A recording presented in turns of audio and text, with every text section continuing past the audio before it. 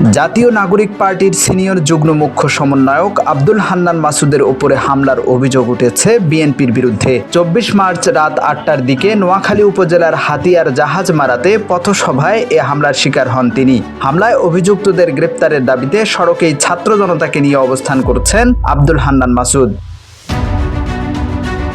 হামলার জন্য বিএনপির নেতাকর্মীদের প্রতি অভিযোগ তুলে ফেসবুকে পোস্ট করেছেন তিনি। তার ভেরিফাইড ফেসবুকে অ্যাডমিনের বরাতে লেখা হয়, নোয়াখালীর হাতিয়ার জাহাজ মারাতে বিএনপির সন্ত্রাসী বাহিনী কর্তৃক আব্দুল হান্নান মাসুদ ভাইকে মেরে ফেলার উদ্দেশ্যে অতর্কিত হামলা। এতে হান্নান মাসুদ ভাই সহ 50+ নেতাকর্মী গুরুতর আহত।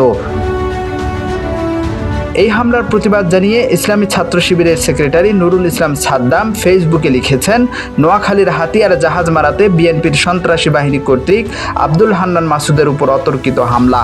এতে হান্নান মাসুদ সহ অনেকেই আহত হয়। যাদের সাহসী ভূমিকার জন্য আজ মুক্ত রাজনীতি করতে পারছো, তাদের উপর এভাবে আঘাত করাকে তীব্র নিন্দা জানাই।